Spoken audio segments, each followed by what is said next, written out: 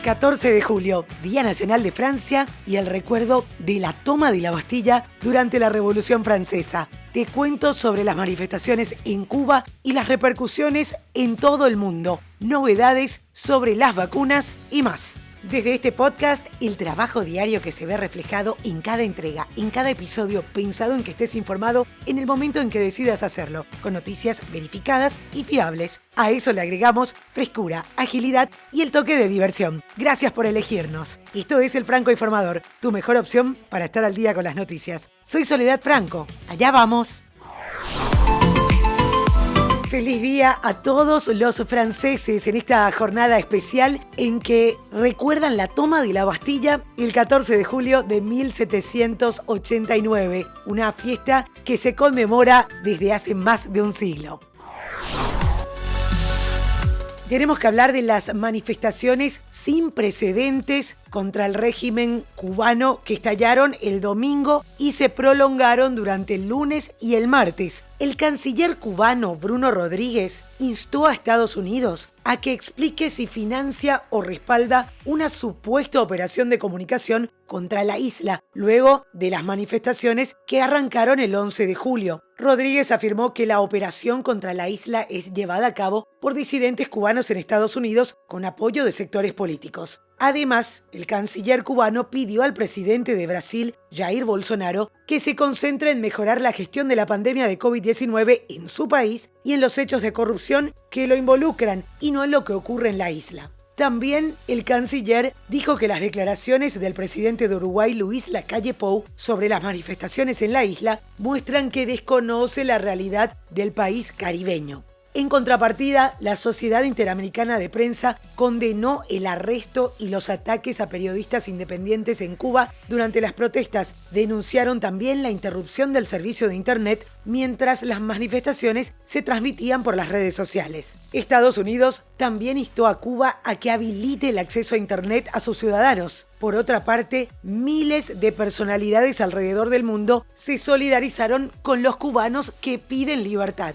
René Pérez, también conocido como Residente y ex miembro del grupo musical Calle 13, pidió a sus seguidores en Twitter que por favor repliquen una imagen que adjuntó y que contiene los nombres de cientos de detenidos y desaparecidos en Cuba. Para ponerte en contexto de lo que está pasando en Cuba, tenemos que ir hasta el domingo pasado a San Antonio de los Baños, una ciudad de unos 46.000 habitantes al oeste de La Habana, donde cientos de cubanos salieron a la calle hartos tras casi una semana de cortes de electricidad durante el sofocante calor de julio. Se trata de las mayores protestas en la isla en décadas. Los cubanos se quejan de la falta de alimentos y medicinas mientras el país atraviesa una grave crisis económica que está superlativizada por la pandemia del COVID-19 y las sanciones de Estados Unidos. La economía de Cuba, que ya de hecho estaba en dificultades, se vio mayormente afectada ya que el turismo y las importaciones de bienes cayeron fuertemente durante la pandemia.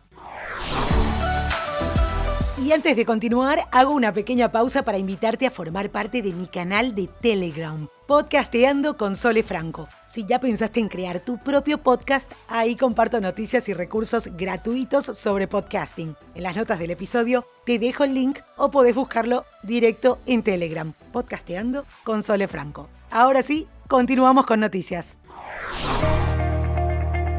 Y atente que hay novedades con respecto a las vacunas. Un estudio realizado en la Universidad de Alabama en Birmingham determinó que la vacuna de Janssen es eficaz contra la variante Delta. Buenas noticias, dijo la doctora Jane Marazzo, directora de la División de Enfermedades Infecciosas de esta universidad. Es 90% efectiva contra la variante Delta, muy similar a las vacunas de ARN mensajero, lo cual es realmente muy emocionante. Por eso, desde el Centro de Investigación, descartaron que a corto plazo sea necesaria una segunda dosis, la de refuerzo de la vacuna de Janssen, como se había especulado desde otros ámbitos al ser el suero de Johnson & Johnson monodosis. La confirmación de la efectividad de la vacuna de Janssen se añade a las de Pfizer y AstraZeneca, que ya confirmaron que su preparado contra el coronavirus actúa de forma eficaz contra esta variante. En su caso, 2 dosis de Pfizer o AstraZeneca generan una respuesta neutralizante en el 95% de las personas, según una investigación realizada por científicos franceses. De hecho, en el caso de Pfizer, la compañía salió al paso de informaciones surgidas en Israel en las que se aseguraba que la eficacia de su vacuna bajaba al 64%. Desde la multinacional estadounidense quisieron aclarar que su vacuna se mantiene por encima del 90% de efectividad.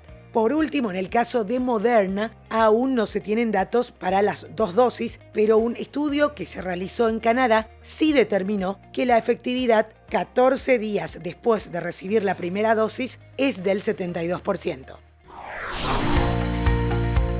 En el mundo deportivo, a través de un comunicado oficial en redes sociales, Roger Federer, ganador de 20 torneos de Grand Slam, indicó que durante la disputa de Wimbledon sufrió una recaída en la lesión de la rodilla y por ese motivo se baja de Tokio 2020, que va a comenzar el 23 de este mes.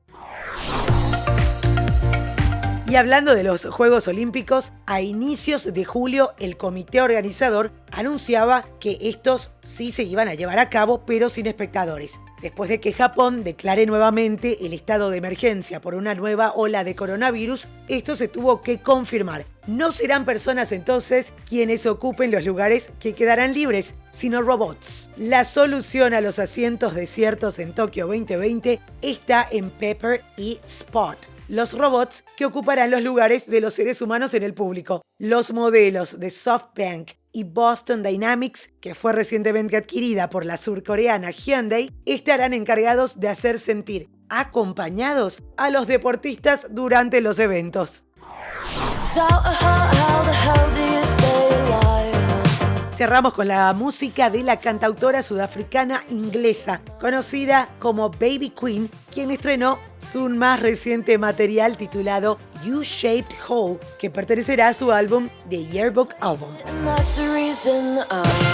Y esto es todo por hoy, ya estás al día con las noticias. Te agradezco por hacer del Franco Informador parte de tu rutina diaria de información. Te espero nuevamente mañana a primera hora.